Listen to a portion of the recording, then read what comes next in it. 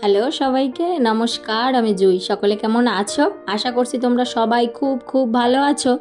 আজকের দিনটা আমার কাছে খুবই স্পেশাল একটা দিন।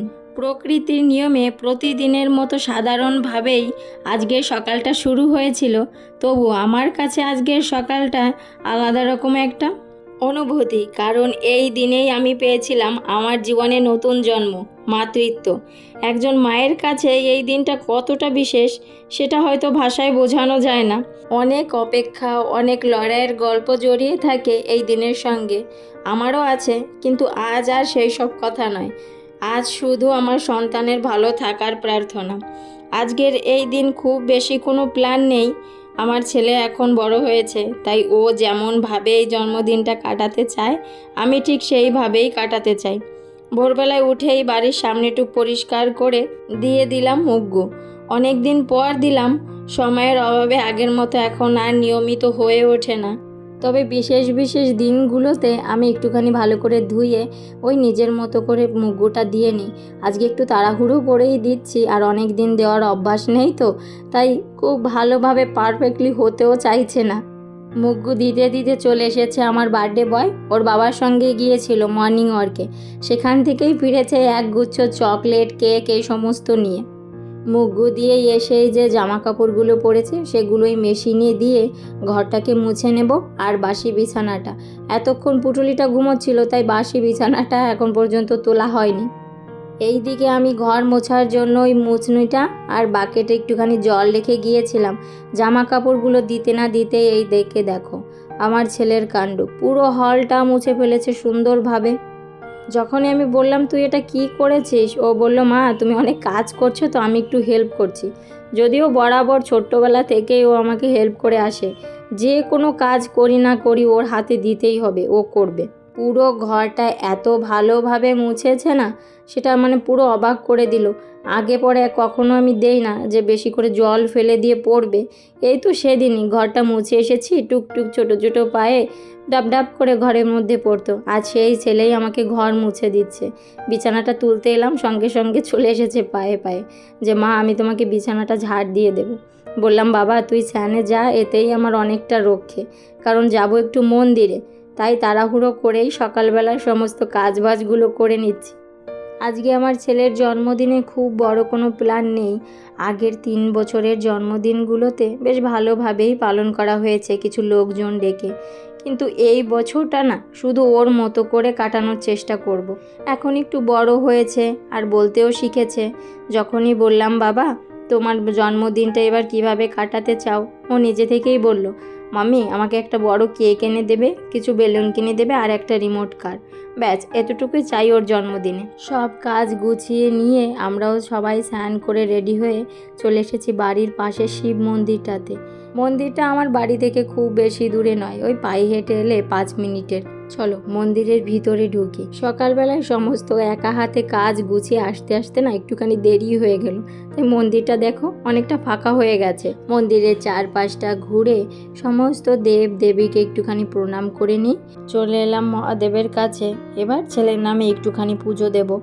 আর এই বিশেষ দিনে আমার মহাদেবের কাছে একটাই চাওয়া, আমাকে যে মাতৃত্বের সুখটা তুমি দিয়েছো, এটার জন্যে তোমার চরণে আমার কোটি কোটি প্রণাম। আর তোমার কাছে আমার এই একটাই চাওয়া সব সময়ই থাকে, তবে আজকের জন্য বিশেষ করে চাইছি আমার সন্তান যেন সব সময় ভালো থাকে, সুস্থ থাকে, জীবনের সমস্ত স্বপ্ন যেন ওর পূরণ হয়। চলো পুজো করে মন্দিরের বাইরে এসেছি নতুন আর একটা মন্দিরে। আসার সময় জানো তো একজন আমাদের খুব কাছের লোকই মুগ্ধকে ভীষণ ভালোবাসে, তিনি বললেন এই মন্দিরে আসতে, তাই ওনার কথা মতো চলে এলাম। এখানে এসেও আমার ছেলের নামে পুজো করেছি, ইনি বেশ ভালো করেই পুজো করে দিয়েছেন। এই মন্দিরটা জানো তো নতুন দিয়েছে, খুব সুন্দর, খুব শান্ত একটা জায়গা, মনে এক অদ্ভুত প্রশান্তি এনে দিল। আমার এই প্রথম আসা, আগে কখনো আসিনি। চলো মন্দিরে তো খুব ভালো করে পুজো দেওয়া হয়ে গেল দুটো মন্দিরই। বাড়ি ফিরে প্রধান কাজ হচ্ছে পায়েস বানানো। জন্মদিনে ছেলেকে একটুখানি পায়েস করে খাওয়াবো না, এটা কখনো হয়? প্রতি জন্মদিনেই সকালে ঘুম থেকে উঠেই আমি পায়েস করে ঘরে পুজো দিয়ে তারপর মন্দিরে যাই। কিন্তু এবারটা সময়ের সঙ্গে পেরে ওঠেনি, তাই প্রথমে মন্দির থেকে ঘুরে এলাম, এরপর ঘরে এসে পায়েস রান্না করে ঘরের পুজোটা করে নিয়েছি। আসলে গরমটা অনেকটা পড়েছে তো, তাই ওই একটুখানি বেলা হলে তখন মন্দিরে যাওয়া বাচ্চাদের নিয়ে একটুখানি মুশকিলই হয়ে পড়বে। এইদিকে আমার ঘরের পুজো করতে করতে পায়েসটাও হয়ে গেছে, একটা বাটিতে নিয়ে নিচ্ছি। এই বাটিটা জানো তো, আমার ছেলের অন্নপ্রাশনে কিনে দিয়েছিলাম। এটাই আমি প্রতি বছর একটুখানি পায়েস নিয়ে ঠাকুরের চরণে রাখি, তারপর সেখান থেকেই প্রসাদ হিসেবে আমার ছেলেকে খাওয়াই। এটা কোনো ধরনের কোনো নিয়ম নয়, তবে ওই যে মা হিসেবে আমার একটু ভালো লাগে তাই করি। এমনিতে পায়েস সিমাই পেলে প্রচণ্ড খুশি হয়, কিন্তু আজকে দেখো জন্মদিনের পায়েসটা নেওয়াতেই হাত জোর করে বলছে, মামি প্লিজ আমি এখন খাবো না। কারণ তিনি এখন বেলুন নিয়ে খেলাতে ভীষণ ব্যস্ত, অনেকগুলো বেলুন পেয়েছে, তাই মহা খুশি বাবু। তবুও বুঝিয়ে সুঝিয়ে একটুখানি 2 চামচের মতো খাইয়ে দিয়েছি, পরে আবার খেয়ে নেবে, কারণ পায়েসটা তো ভীষণ ভালোবাসে। ছেলেকে পায়েস খাইয়ে দিয়ে চলে এলাম দুপুরে রান্না করতে। আজকে হবে চিকেন বিরিয়ানি। চিকেনটাকে পরিমাণ মতো লবণ, হলুদ, লঙ্কার গুঁড়ো, আদা রসুনের পেস্ট, ধনেপাতা, পুদিনা পাতা লাল লাল করে ভেজে রেখেছিলাম কিছু পেঁয়াজ, আর ওই পেঁয়াজ ভাজার তেলটা কিছুটা 1 চামচের মতো ধনে গুঁড়ো আর জিরে গুঁড়ো দিয়ে ভালো করে মাখিয়ে নিয়ে কিছুক্ষণ পর ওই একটুখানি ছাই বিরিয়ানি মশলা দিয়েছিলাম, আর একটু দই দিয়ে মাখিয়ে রাখার আর সময় ছিল না, তাই সোজা বসিয়ে দিয়েছিলাম চুলায়। এবার ওই দিকে চিকেনটা রান্না হতে হতে এইদিকে ভাতটা ফোটানোর জন্য জলটা গরম হয়ে গেছে। এবার আমি বাসমতি কিছু চাল আগে থেকে ভিজিয়ে রেখেছিলাম, সেগুলোই দিলাম ফুটতে বসাতে। এইদিকে ভাতটা ফুটতে থাকুক, ওইদিকে চিকেনটাকে আমি মিডিয়াম আঁচে রান্না করে নিই। চিকেনের গা থেকে অনেকটা জল বেরিয়ে চিকেনটা নরমও হয়ে গেছে। এর মধ্যে কিছু আলু ভেজে রেখেছিলাম, সেটাই দিয়ে দিলাম। এবার আলুটা দিয়েও কিছুক্ষণ ঢাকা চাপা দিয়ে কষিয়ে নেব। ভাতটা ফুটে এসেছে, চিকেনটাও হয়ে এসেছে একসঙ্গেই। এবার দুটোকে এক একটা লেয়ারে বসিয়ে কিছুক্ষণ দমে রাখলেই তো বিরিয়ানি রেডি। তোমরা সকলে একটা জিনিস খেয়াল করেছো কিনা জানি না, বিরিয়ানিতে কিন্তু আমি লঙ্কা একদমই দেইনি, কারণ আমার ছেলে মেয়েও খাবে তার জন্য। বিরিয়ানিতে লেয়ার সাজিয়ে দিয়ে ঢাকা চাপা দিয়ে কিছুক্ষণ অপেক্ষা করার পরেই এই যে বিরিয়ানি রেডি। এবার সবাই মিলে এবার দুপুরের কবজি ডুবিয়ে খাওয়ার পালা। খেয়ে দিয়ে কিছুক্ষণ রেস্ট নিতে না নিতেই ছেলের ডাক শুরু, মাম্মি চলো বেলুন ফোলাবে। কারণ এই অপেক্ষাটা ও আর করতে পারছিল না, কতক্ষণে মা বেলুনগুলো ফোলাবে। এদিকে কয়েকটা বেলুন ফোলাতে ফোলাতেই আমার হাতের যা অবস্থা হয়েছে না যন্ত্রণায়, মানে এই যে বাধা না, মুখের বাধাটাই দিতে ভীষণ রকম কষ্ট হচ্ছে, হাত আমার লাল হয়ে যাচ্ছিল। আমি ওকে বারবার জিজ্ঞাসা করছিলাম প্রতিটা বেলুনই কি আমাকে ফোলাতে হবে। ও বললো হ্যাঁ মাম্মি। আমি যখনই বললাম যে আমার হাতে এখন ব্যথা করছে, অল্প কিছু ফোলাই, ও তখনই নিয়ে বলল দেখো আমি তোমাকে হেল্প করছি। তবুও ওকে প্রত্যেকটা বেলুন ফোলানো চাই। প্রথমে কয়েকটা ট্রাই করেছিল, হয়নি বলেই আমাকে দিয়েছে, কিন্তু দেখো আমি কিভাবে করছি ও এটা খেয়াল করেছে, আর যখনই ও আবার চেষ্টা করলো তখনই হয়েছে। আর এই খুশিটা দেখার মতো ছিল যে ও পেরেছে। আসলে এই খুশিটা দেখার জন্যই আজকের ডিসিশানটা আমরা নিয়েছি যে ও যেভাবে ওর জন্মদিনটা পালতে চায় ঠিক আমরা সেইভাবেই পালবো। কিন্তু এর মধ্যেই আমার ছেলের খুশিটা উড়িয়ে দিল এসে এই পুটলিটা। ও উপরে ছিল এতক্ষণ ওর বাবার সঙ্গে, কারণ এই বেলুনগুলো দেখলে ও ফাটাবে নির্ঘাত আমরা জানি। আর আমার ছেলে এই বেলুন ফাটানোতে প্রচণ্ড ভয় পায়। আসলে বেলুন ফাটাতে না, ও ছোটোবেলা থেকেই জোরে কোনো সাউন্ড শুনতে পারে না, ওর ভিতরে একটা ভয় কাজ করে। তবে এখন একটু বড় হয়েছে তো, আর ওকে বোঝাতে বোঝাতে ভয়টা কিছুটা কাটাতে পেরেছে। তাই এবছরটা নিজে মুখ ফুটেই বলেছে মা আমার জন্য বেলুন কিনে আনবে। আর খুশিও ছিল সারা দিন, এতক্ষণ তোমরাও দেখতে পেরেছো যে ও কতটা খুশি ছিল। কিন্তু বোন এসে যখনই দুটো বেলুন ফাটিয়ে দিয়েছে ও তখন থেকেই কানে হাত, তখন থেকে ওর কিছুতেই কানে হাত সরবে না।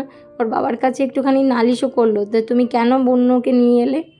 আর তখন থেকেই আমার ছেলের মনের মধ্যে একটা ভয় কাজ করছে, ও তখন থেকে আর এই বেলুনের কাছেই আর আসছে না। তবুও আমি যতটুকু পেরেছি ফুলিয়ে কিছুটা ডেকোরেশন করেছে, কিন্তু গন্ডগোলটা কোথায় হচ্ছে দেখেছো তো, জোরে জোরে সব পড়ে যাচ্ছে। আর একটু ছোট আকারে ফোলানোতেও গরম যেহেতু অনেকটা পড়েছে, তাই ফাটতে ফাটতে এই দেখো অবস্থা। বেশ সুন্দর করেই ডেকোরেশনটা করতে চেয়েছিলাম, কিন্তু নিজেও আর গরমের সঙ্গে পেরে উঠছিলাম না, আর এই গরমে বেলুনগুলো আর থাকতে পারছিল না, তাই পাটপাট করে ফাটছিল। চেষ্টা করেছি অনেকক্ষণ ধরেই, কিন্তু কোনো রকম কোনো কাজ হলো না।